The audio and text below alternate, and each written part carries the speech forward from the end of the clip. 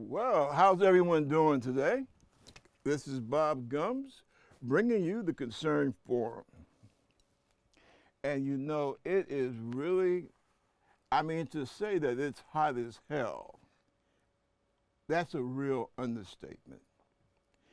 Um, like I was telling one of my coworkers here, you know, everybody has this idea, oh well, you can stand the heat. You were out there in the Mediterranean and the Red Sea and uh, Iraq and Saudi Arabia, so you can handle the heat. Well, guess what? No, no, cannot do. Reason being, because over in the desert, like Saudi, for example, or Egypt, it's hot, yeah. But here in New York, for example, we have a very wet heat, very humid, see? And it makes a big difference. Uh, in Africa, the Middle East, or I should say the northern part of Africa and the Middle East, it's a dry heat. Here, what we're facing is a very wet heat. And as a consequence, it makes it, everything is like so much heavier. My God, when I first got here to the studio, ah, it was awful. I came in, I started to feel that air conditioning, and that did help revive revive me somewhat. But they had to bring me water because it was just that rough. I had to walk down from the bus stop, and in that heat. But anyway, talking about heat, what do you think about Gaza uh, and what's going on? I understand that in international politics, nations try to play games with each other. Right now, we have a game going on. The game that's going on now is between America and the Israeli Prime Minister, Netanyahu. And if I mispronounce his name, forgive me, because I always do. That's a very tricky name.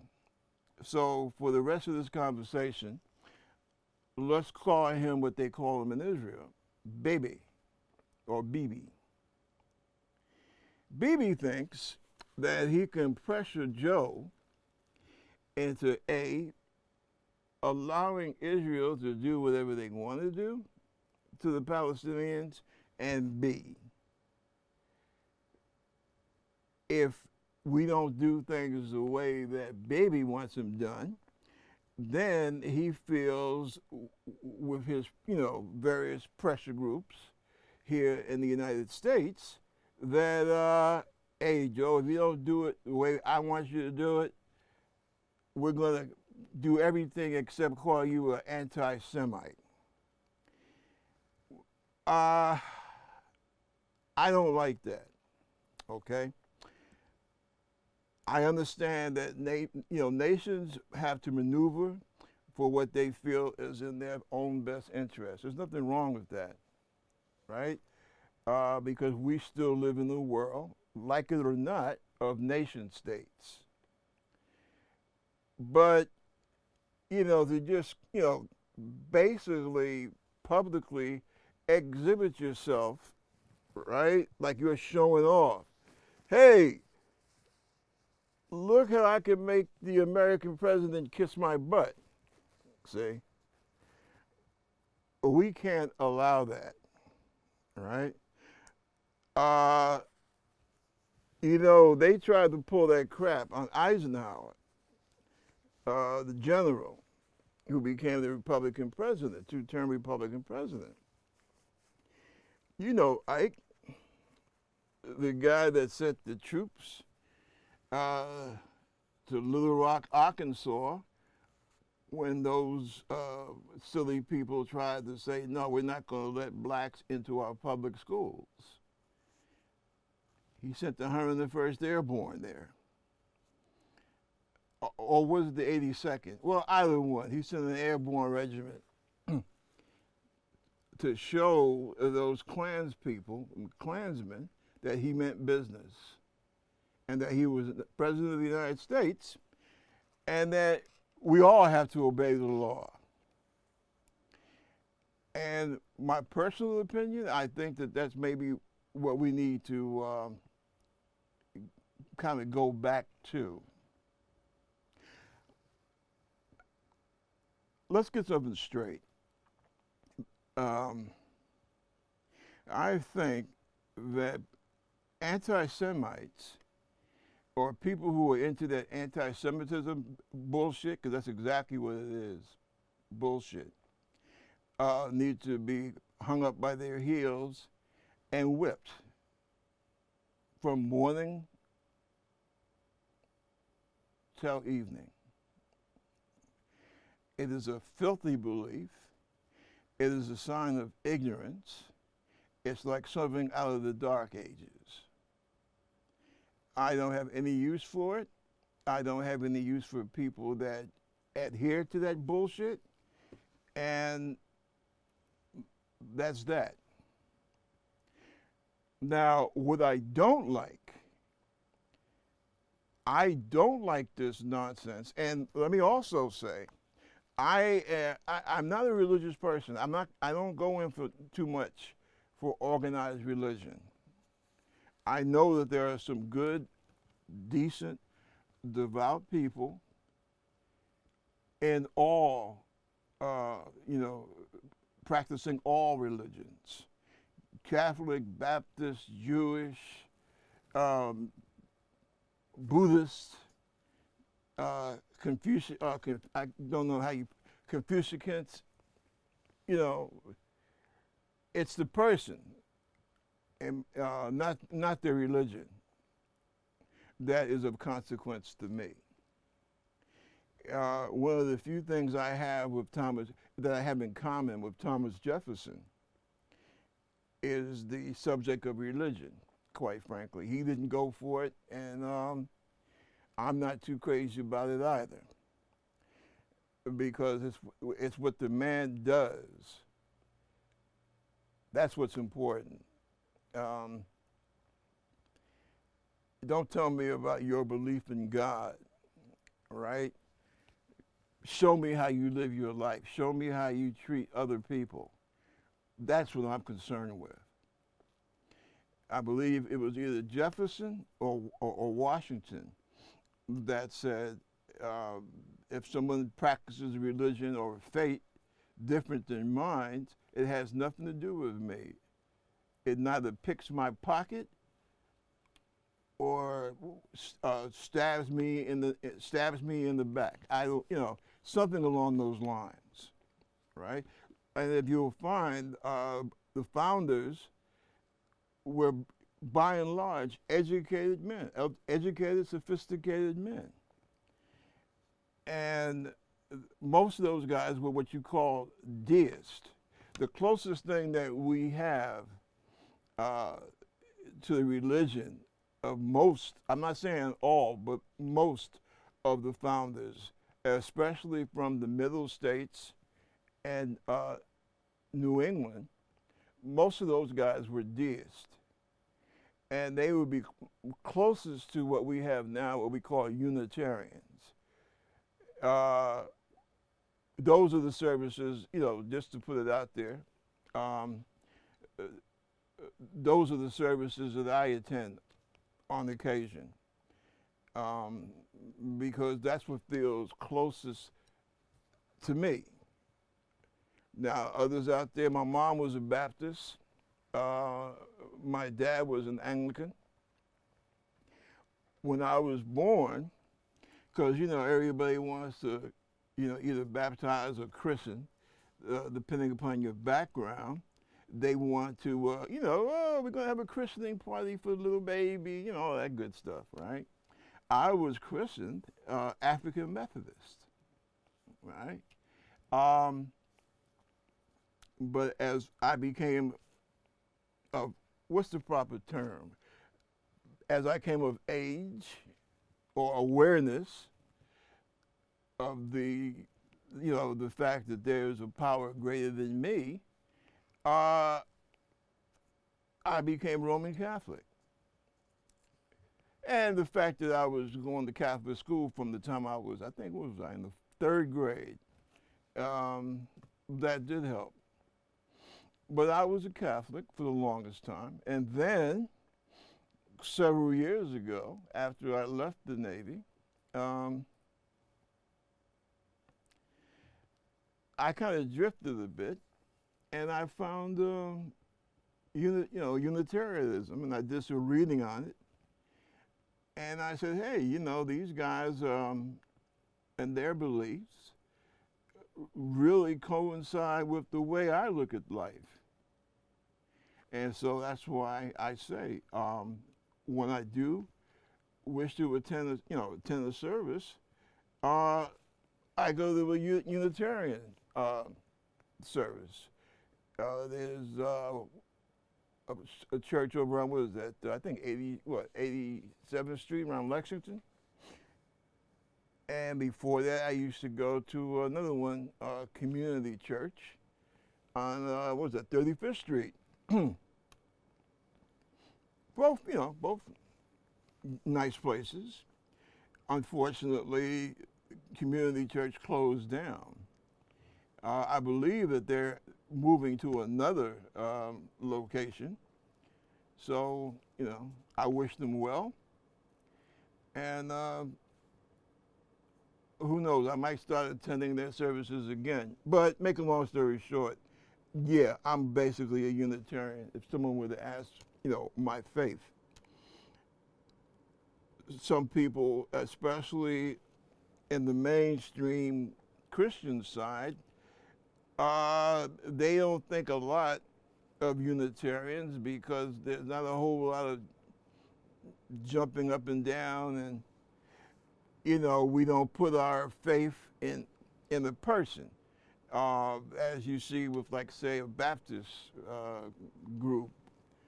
Who's the pastor, and that sort of thing. Unitarians are not about that. I mean, which is fine for Unitarians. But you will find that Unitarians, we take everybody, Jewish, Catholics, some are still acting Catholics. Some people are still practicing, their idea of Judaism. Some people are Buddhist. But our thing is how we relate to our fellow human being. That's what's important. I always say that it's about, God gave you a brain to use. See, so I say all this so that people understand exactly where I'm coming from. I'm one of those people.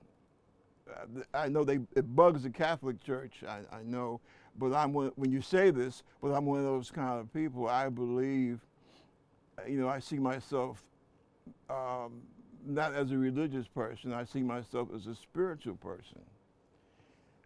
And that's that.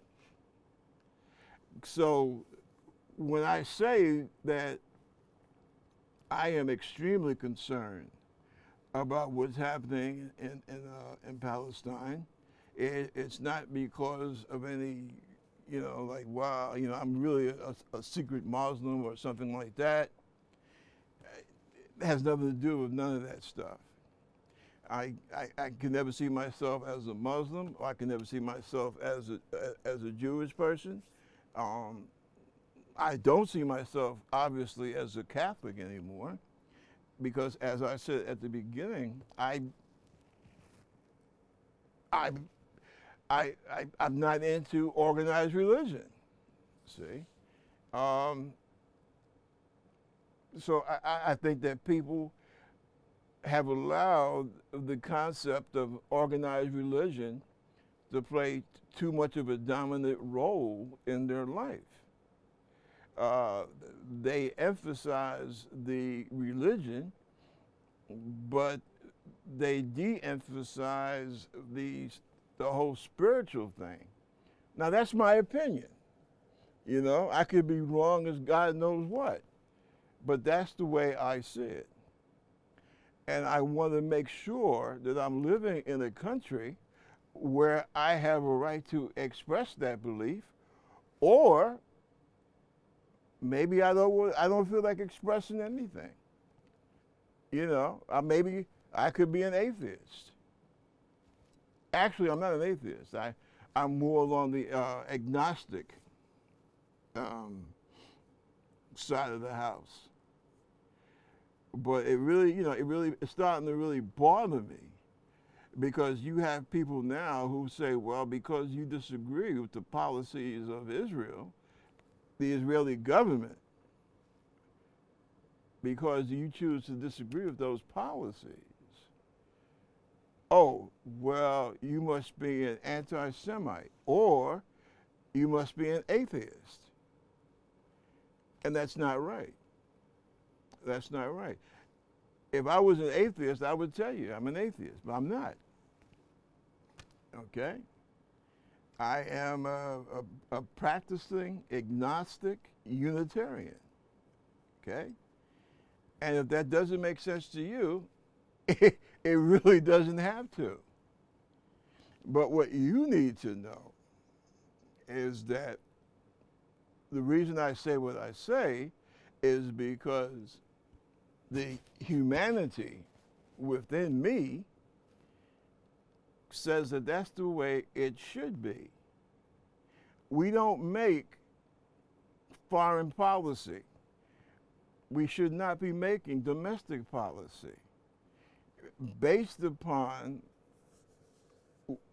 what I feel the Creator is saying to me, because that puts us in the same category of those people, 1,000 years ago or 2,000 years ago. We must go to the great idol, Bini Boomba, and whatever he wants us to do, that's what we should do. Sounds stupid as hell, doesn't it? Well, you're right, it is. But that's what people are doing with this whole Gaza Palestinian thing. I respect people and their faith. If you practice Islam, that's bully for you. If you are a practicing Jew, bully for you. If you are a practicing Roman Catholic, bully for you. If you are a Confucian, bully for you. If you are a Buddhist, bully for you. And I respect that. I respect that belief that you have. But that does not give you the right to say, well, we are going to fix government policy in accordance to what it says in my holy book. See? That is going backwards. That is something out of the Dark Ages. That's like those clowns in Louisiana. They want to put the 10 Commandments for the kids all over the joint, right? Well, number one, it's unconstitutional. And don't let anybody tell you anything different. It clearly states in the Constitution. We do have a wall. We do have separation of church and state. What right, if I'm raising my kid in a Buddhist home, what right do you have to put up the 10 Commandments? Why does he have to be forced to look at that crap? Um, and I call it crap because when we're sitting around having a quiet, peaceful discussion, to me, that is a quest for knowledge. But when you tell me I must be forced to look at so and so, I must be forced to recite so and so because it's in my holy book.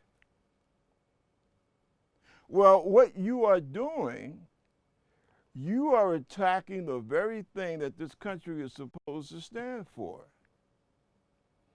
And, you know, that's a problem that we have in this country, especially dealing with people in the South. I'm sorry.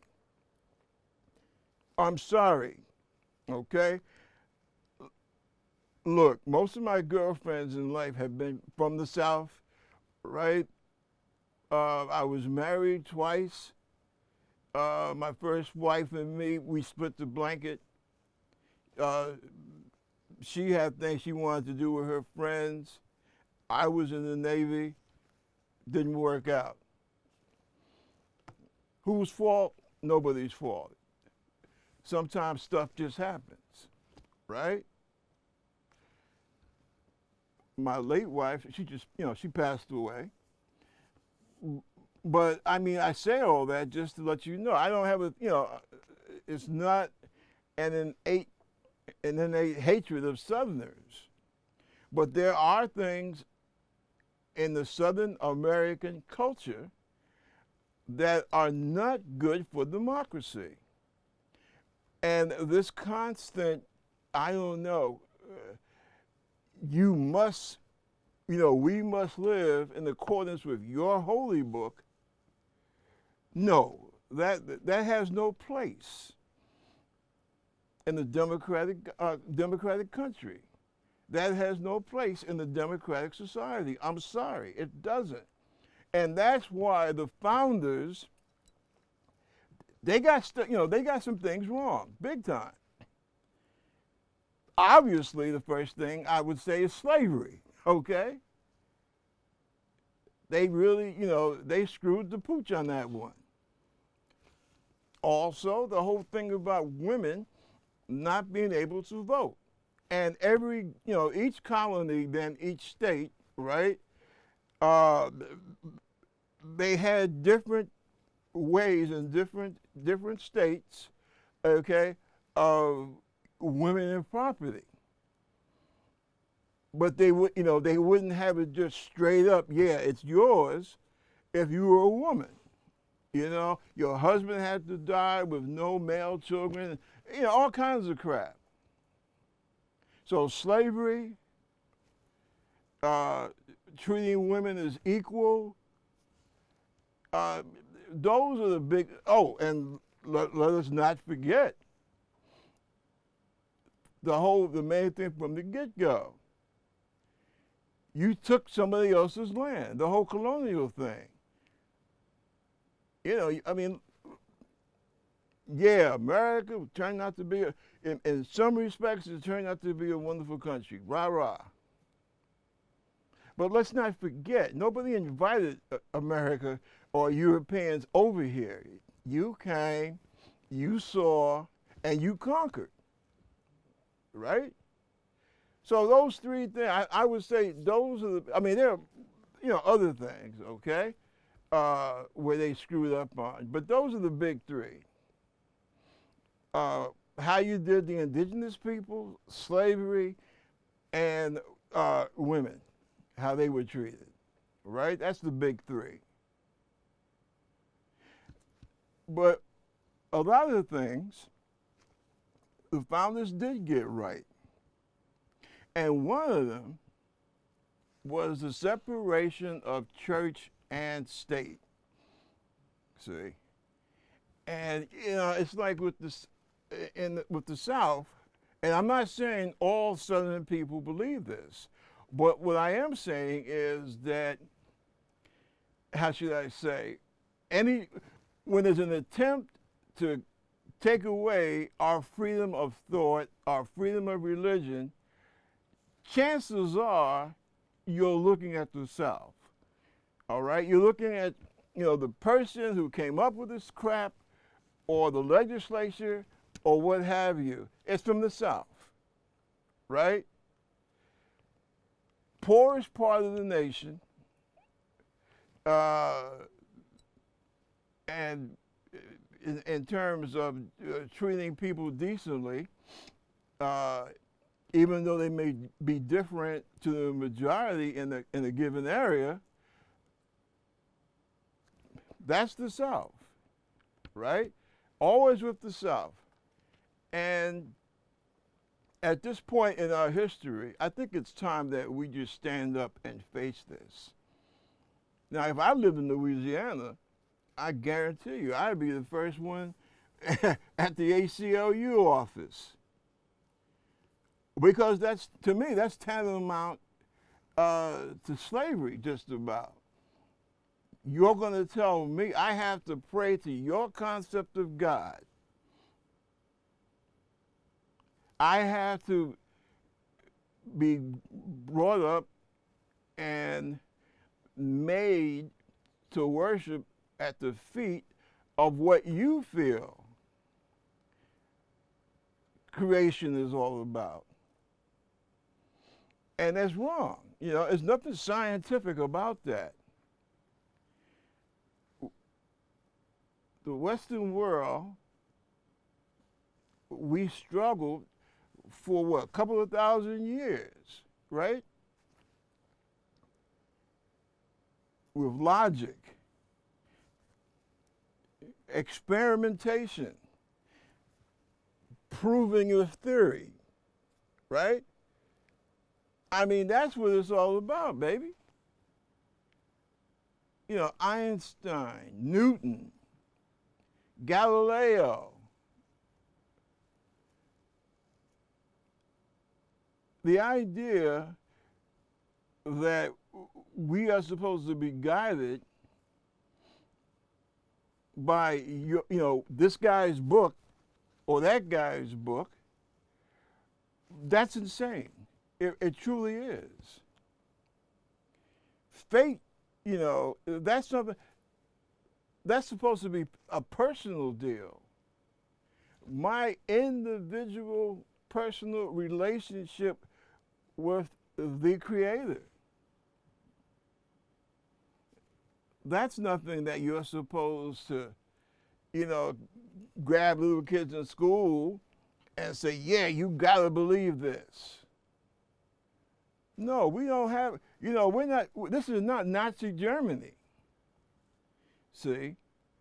That's why I have always compared most legislatures in the southern states, I've always compared them to Nazi Germany.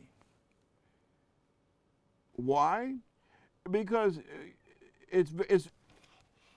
you compare things to the Nazis because you're trying to make a point, because you're trying to show, yeah, well, this is what totalitarian states do. They force people, you see. And in America, we're not supposed to be about that. That's why it says in that thing called the Constitution that government shall not favor any one religion. That's why Jefferson made sure we have that wall between church and state. You don't have any right to force my kids to learn the Ten Commandments. Now, if you want to start teaching a class on theology and sociology, yeah, that's cool. You can do that. That's fine. Because you are learning about how human beings look at things, right? But you should not have the right to say, hey, well, I'm just going to assume that you think the same way I do, and you want your kid to think the same way that we do. So I want all you kids to learn the Ten Commandments. That is wrong. And I hope the ACLU gives them hell. And I hope that we have some Supreme Court justices who are not brain dead and who understand the danger of trying to, make a society where everybody has to think alike and talk alike and look alike. You know, this Republican Party, I know you're out there wondering, damn, he's been yakking for what? About 25 minutes. I haven't heard him curse out Trump. Not yet, you know. Well, you're right. You're right. And the reason is because this thing it's not as simple as sitting here every week saying, oh, well, Trump is a really bad guy. It's much more important than that. See, Trump fits into this because in his way of thinking, as long as he can keep the rubes happy, and that's what Trump, that's all Trump thinks about working class Republicans or working class people who vote Republican. All right, he has no use for you. Just like he said last week, hey, listen, I don't care about you, I just want your vote. He meant that. Remember, Donald is the kind of guy, he tells you exactly what's on his mind. Now, I don't know, some people think that that's a good thing. Yeah, well, thank you for coming to the funeral. Ma really thought, found what you had to say very interesting.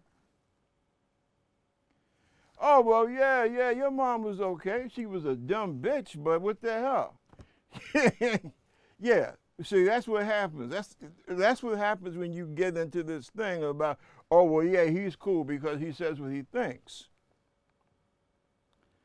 Well, what happens when what he thinks is just pure garbage? You see, you got to be prepared for that, for the consequences of that also. See?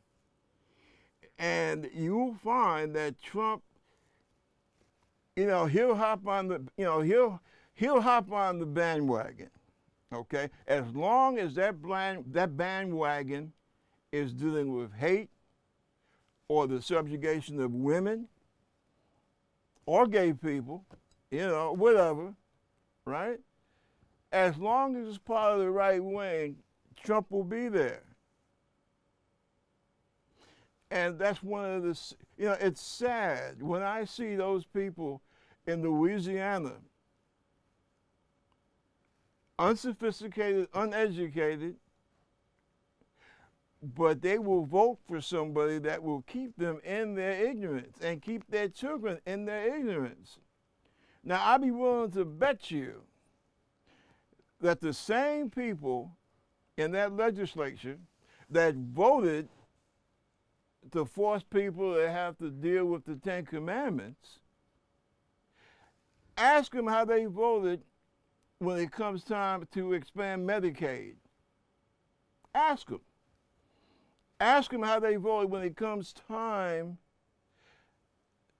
to vote some type of lunch program for the kids who are coming to school hungry. Ask them how they voted then. See, that's another problem that we have with this organized, this organized religion that we have, the type of organized religion that we have here in the United States. Because, and if anyone's offended, it's not my intention, but my intention is to always try to be honest, right? The great learning, how should I say, about advancement, uh, learning how to treat people decently, learning how to treat people with respect and dignity, uh, treating people with humanity, right? And kindness. Most of that you're going to find in the New Testament, right?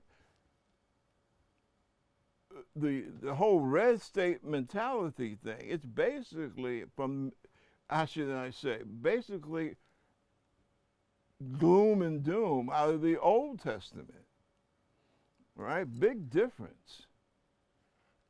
That's why there is some difference between North and South. There truly is. You know, now here in Louisiana, those poor folks don't even graduate high school.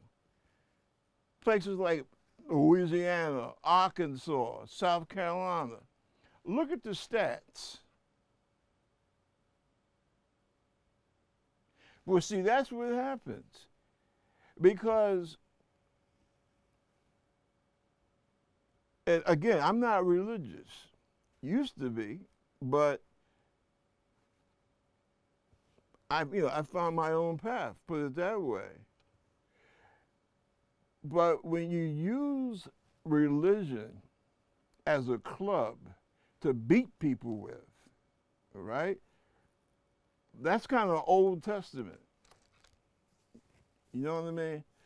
It's like an eye for an eye and a tooth for a tooth, right? Whereas the message of Jesus, you're talking about forgiveness, you're talking about feeding the hungry, right? And believe me, there's a big hell of a difference. And that's the problem that we have with, quote unquote, the so-called Bible Belt. Remember, the Bible Belt was quite happy seeing their fellow human being in chains. And that's where you get somebody in the crowd say, oh, well, everybody had slavery. Well, so what? A lot of times people do things that are wrong. People accept things that are wrong. And you must remember, slavery in the West, here in the West, this, because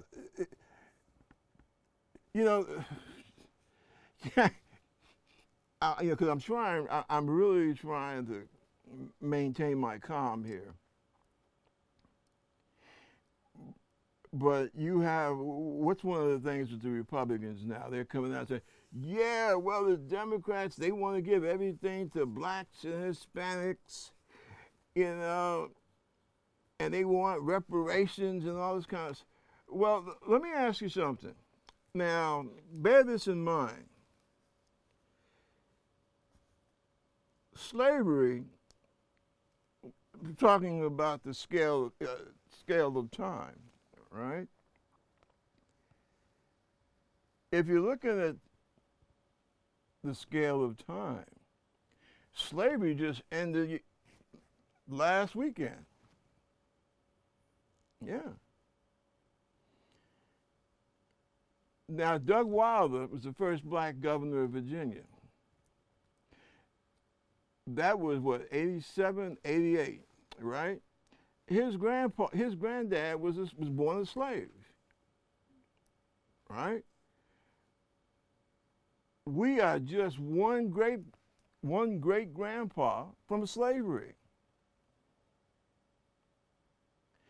And see, what annoys me, it's like, oh, okay, so you were slaves, okay, so what? It's over. Well, unfortunately, for people with your point of view, life doesn't work that way, right? It doesn't work that way. We have just become a free country.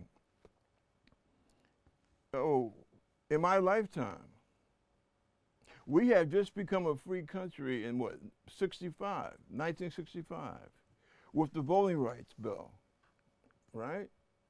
And when I say free, men can vote, women can vote, people of any color, male or female, can vote, right?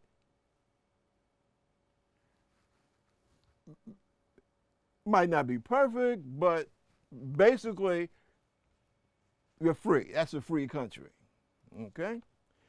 We haven't, we didn't get to that point until 1965. Because before 1965, there were good parts of this country where if you were black, you couldn't vote.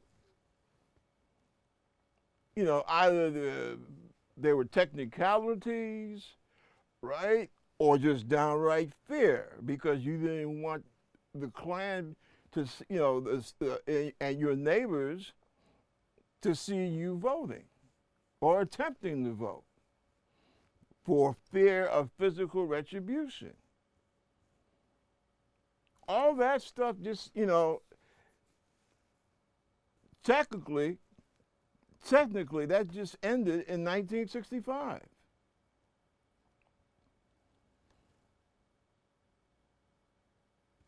So when you talk about, oh, well, the black people, what are they crying about? We ended slavery. Look at that one over there. He's a basketball player. He's making $1 million a year. That, I find the logic of many of these people amazing. Those are like the people that you see them being interviewed at Trump rallies, right?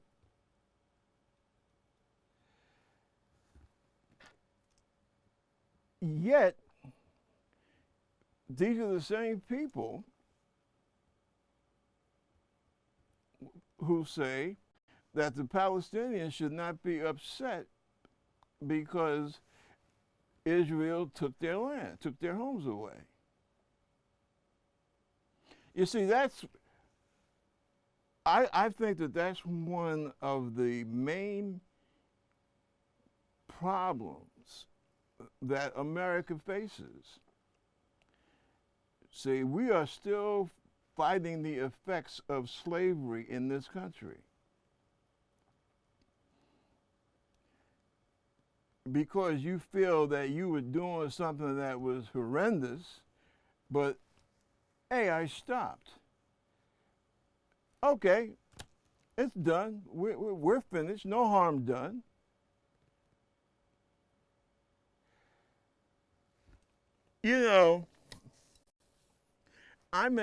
I have known men, right,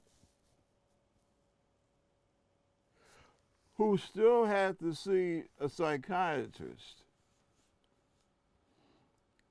They had to be under psychiatric care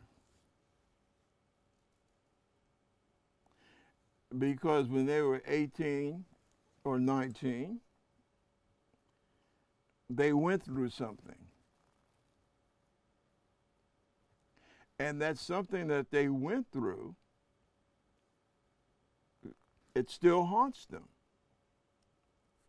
Now, the people I have in mind, for the most part, well,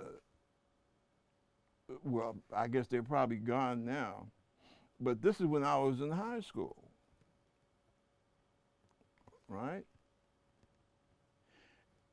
And the horrendous situation that they went through was called World War II. Now, any decent thinking, honest person will tell you that African American people went through hell in the United States. Now, I'm not talking about, what the indigenous people went through, okay? Because that's another thing. I don't like this crap about, well, my disaster was worse than your disaster. Um, the hate that I felt was much more than the hate that you say you felt. I'm not, we're not comparing nightmares here. Okay?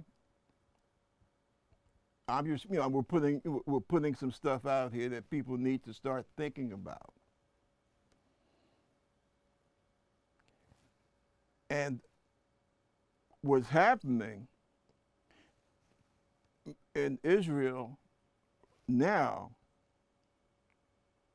dovetails right in to a lot of the other problems that we're dealing with, not just domestically here in the United States, but how we deal with the rest of the world. See, like I told you, chattel slavery in America was just a great-grandpa away, okay? Not your father, not usually your grandfather, but your great-grandfather, yeah. Now, anybody will tell you, great-grandpa, it ain't been that long. It has not been that long ago. So the idea that you take a whole race of people and have them go through the whole terrible, horrendous saga of American slavery, and then how would they have us believe? Lincoln just snapped his fingers and said, okay, it's over, and everything is taken care of, so nobody has anything to bitch about anymore. That's insane. And excuse me for not trying to sound, academically eloquent, but I want everyone to understand exactly what I'm saying and where I'm coming from.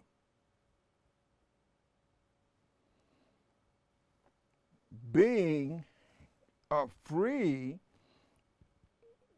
black person in this country, feeling like you can drive anywhere you want.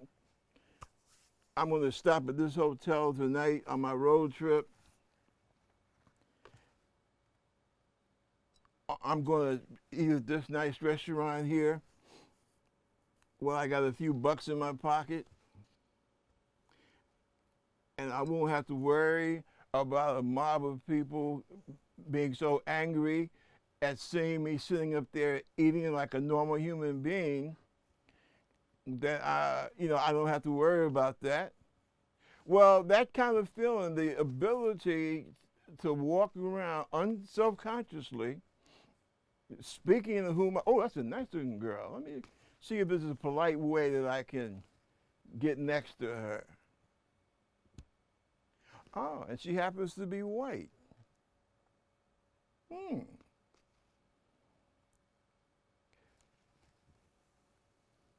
Do you know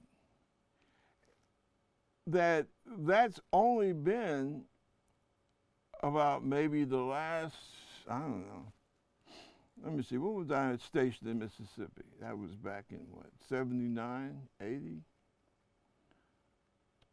Yeah, it's been a relatively short period of time. See, that's why I keep bringing up great-grandpa. That's why I keep bringing up 1965. So that maybe a lot of you folks out there might finally understand what it is that people are talking about. And there are still parts of this country, if I felt like talking to a white woman, people would ask me, you better have your head examined. For fear, well, what happened, when did, what's his name, my brother Sharpton, right?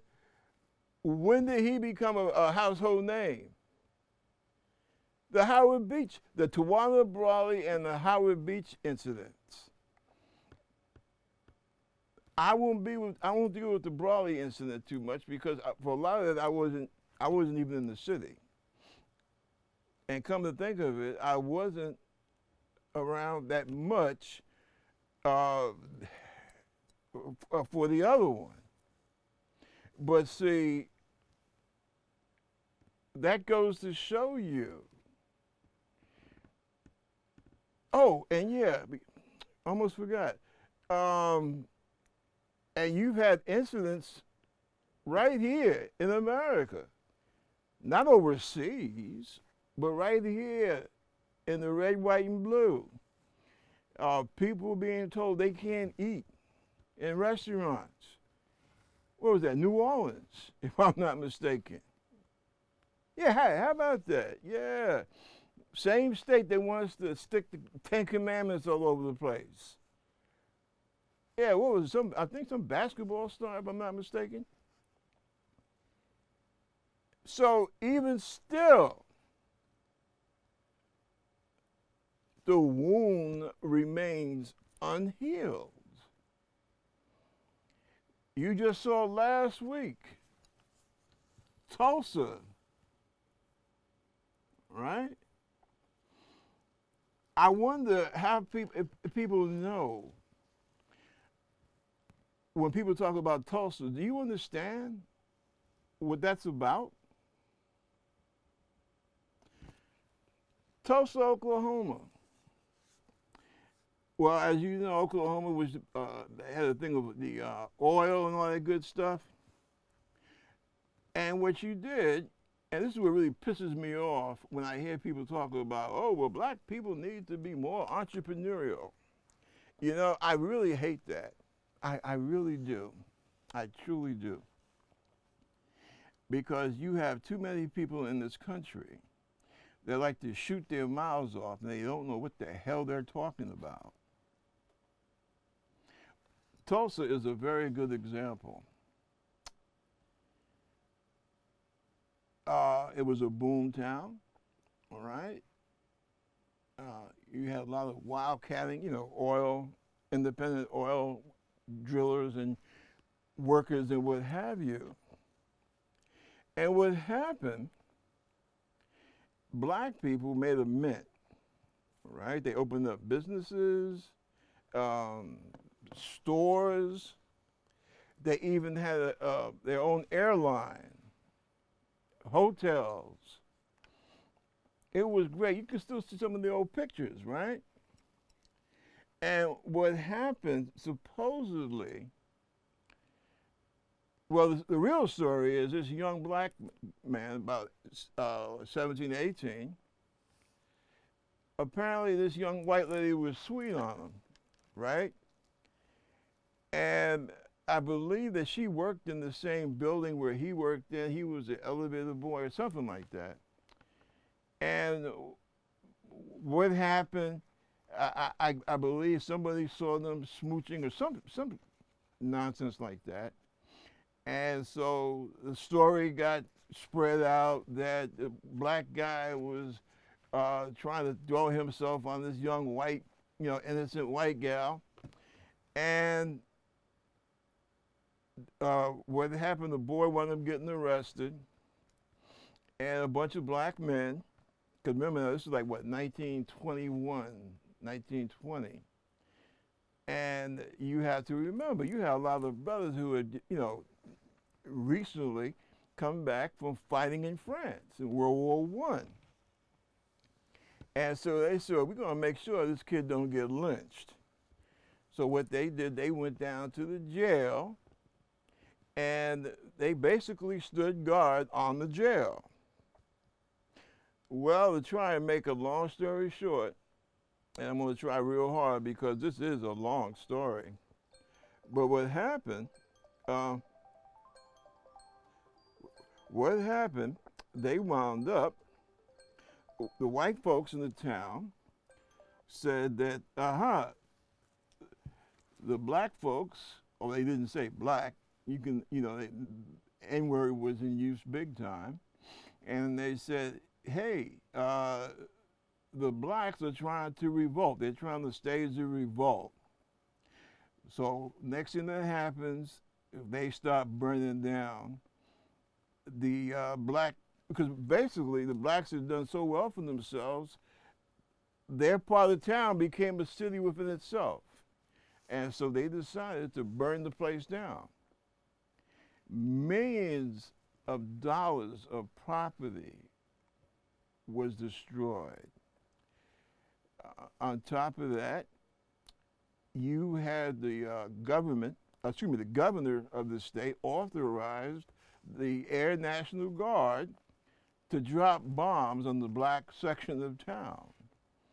So that's one of the few instances in America where the system decided to blow up its own town, its own citizens. And that's what happened. You had something like about, as far as we know, we think that there were more, but you had something like about 400, 500 black people who were killed, just shot down in the streets before the National Guard came in and finally brought about supposedly some type of order. And that just goes to show you that the sadness that this whole racial thing has caused this country. And the reason I talk about last week is because last week, a couple of the last living descendants of the people who were there, they were actually there, they were little children at the time, and they had gone to court to try and get some kind of reparations. And the state of Oklahoma said no, as if the damn thing never happened. But by the same token, we know why. Because to wrap it up, so many of cases like what happened in the Tulsa riots, so many times that happened, things like that happen, that, yeah, it would cause problems. But I'm not saying that I believe in that type of financial reparations. For those two old ladies, yes. But in general, I don't think that would be, I don't think it would help the cause to healing. Well, there's something to think about. There's something to think about. And I think that we need to keep this in mind as we get ready for this, what it looks to be a very, very dicey election coming up in November. Listen, I got to run, and I thank you for bringing me into your homes. We'll be back next week, same time, same channel. And this is Bob Gomes with the Concerned Forum. Take care of yourselves and of each other.